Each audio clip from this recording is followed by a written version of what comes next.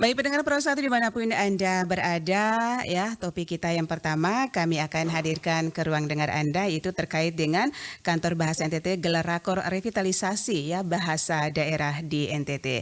Dan pendengar saat ini untuk mengetahui ya seperti apa rakor tersebut pendengar, kita sudah terhubung bersama Ibu Elise Tiati, Kepala Kantor Bahasa NTT. RRI Radio Tangga Bencana COVID-19. Selamat pagi Ibu Elis. Selamat pagi Ibu Antonia. Iya, salam sehat selalu ya pagi hari ini dan terima kasih sudah menyempatkan bersama Pro 1 dari ND.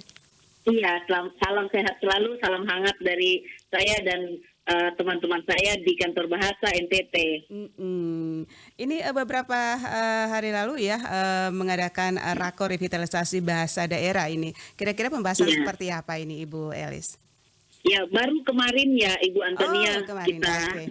Iya, kita rapat koordinasi tentang revitalisasi bahasa daerah. Iya. Jadi ini adalah program pemerintah dalam Merdeka Belajar episode yang ke-17 dari Kementerian Kemendikbudristek ini. Jadi Kantor Bahasa NTT memfasilitasi, menginisiasi agar pemerintah daerah juga punya kesadaran yang sama untuk mampu menjaga, melindungi, melestarikan bahasa yang ada di daerah ini. Jadi sebenarnya maksud dan tujuannya itu membangun semangat dan kesadaran untuk NTT agar NTT itu maju dalam pelindungan bahasa daerahnya. Karena NTT yang istimewanya dari NTT adalah punya 72 bahasa bahasa yang tersebar di berbagai pulau, begitu Ibu Antonia. Iya, dan tentunya terdapat ada 5 bahasa yang ada di NTT ya, yang direvitalisasi ya Ibu ya? Iya, iya. Ya, itu kira-kira di mana saja daerahnya ini? Ada 11 kabupaten, 11 kabupaten, 5 bahasa daerah, jadi bahasa Dawan, bahasa Menggerai, bahasa Kambera, bahasa Rote, dan bahasa Abui. Nah, jadi ini yang kami posisikan, jadi 11 kabupaten itu dia saya masih belum terlalu hafal karena baru 13 hari ya. 13 hari kalau sudah sekarang. Jadi itu sudah kami bicarakan untuk penyebarannya. Jadi bagaimana penyebaran bahasa itu, mengapa bahasa itu kita pilih lebih dahulu. Jadi kita melihat bahasa ini kemungkinan kemundurannya ada. Terus terancam punah juga ada. Karena apa?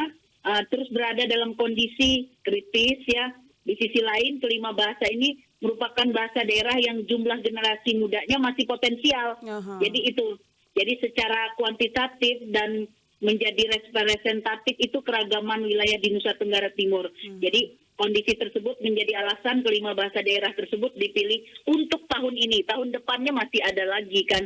Jadi kita dalam berapa tahun ke depan mengawali adanya RBD ini, selanjutnya kita menyerahkan ke daerah masing-masing. Tetapi untuk program revitalisasi bahasa daerah episode Merdeka Belajar episode ke-17 ini ada kita dahului dengan rapat koordinasi, selanjutnya nanti ada pelatihan untuk dari Metro untuk guru-guru yang nanti akan pulang ke tempatnya masing-masing untuk melatih siswanya dalam misalnya kalau ada aksara di situ, mereka belajar membaca atau membuat aksara, terus membaca puisi, menulis puisi, selanjutnya menulis cerpen dengan bahasa daerah, terus stand-up komedi juga. Jadi kita sasarannya SD dan SMP di tempat tersebut. Selanjutnya untuk menangkap dari latihan itu ya, untuk kita melihat hasil dari proses yang telah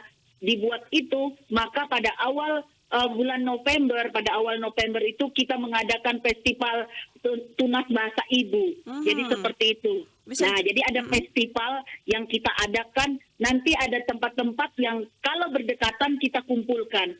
Jadi kalau dia jauh, kita harus datang ke sana untuk mengadakan di 11 kabupaten itu. Jadi saya nanti tidak ada rekan kami yang dari KKLP. Jadi KKLP itu layanan kami yang di ada di kantor bahasa. Jadi kita punya tempat pos masing-masing untuk mengatur ini begitu.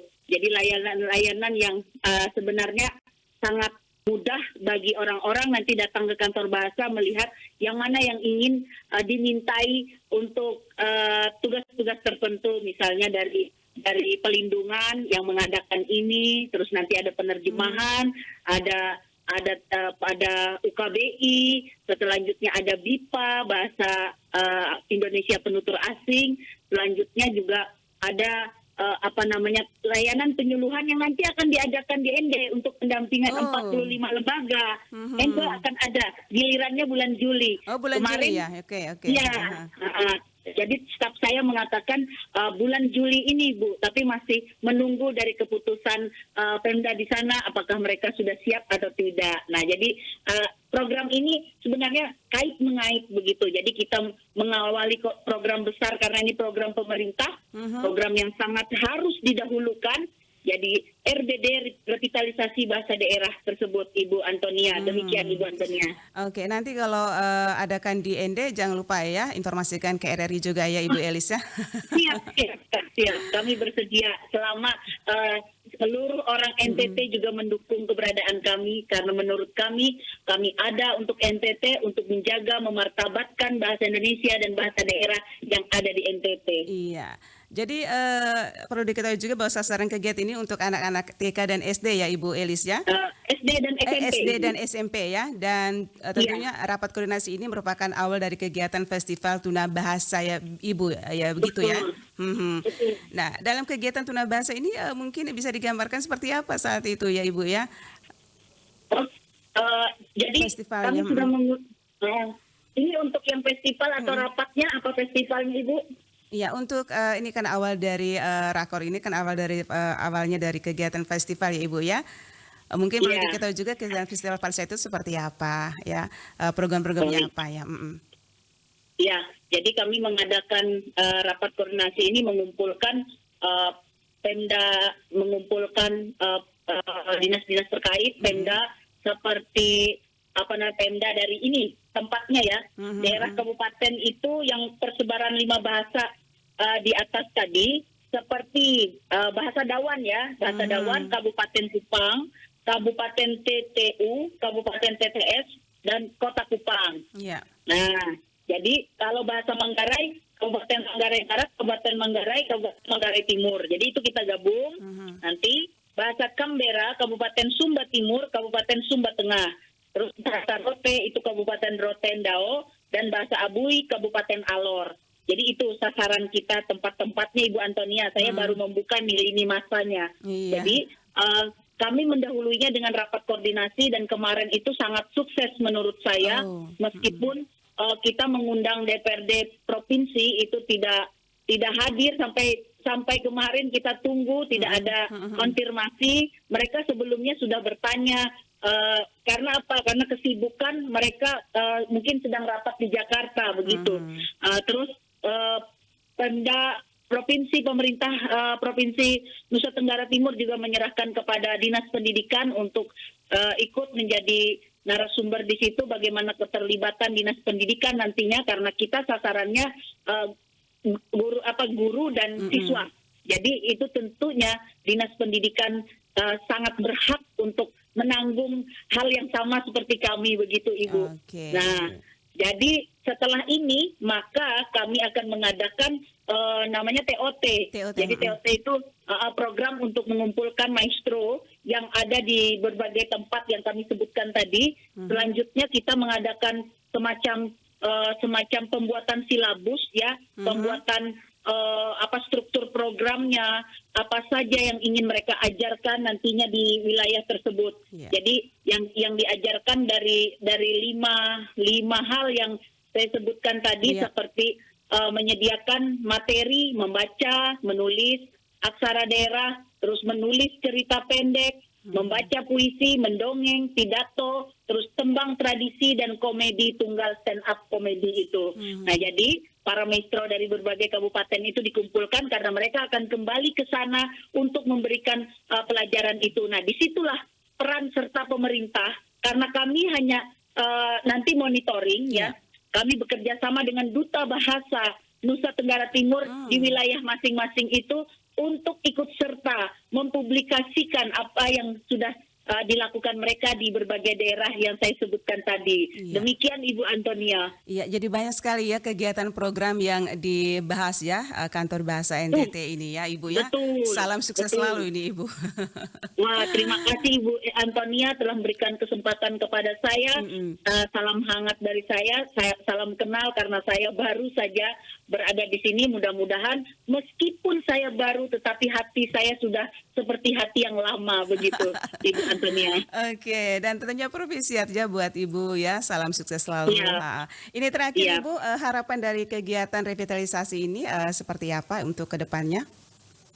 Ya, harapannya kami berharap pemerintah daerah ya itu mendukung adanya program Merdeka Belajar ini. Jadi mereka adanya nanti akan tumbuh adanya perda ya perda tentang revitalisasi bahasa daerah atau pelindungan bahasa daerah ini. Jadi rekomendasi kami itu nanti munculnya perda itu di salah satu rekomendasi hasil dari apa yang kami bicarakan kemarin.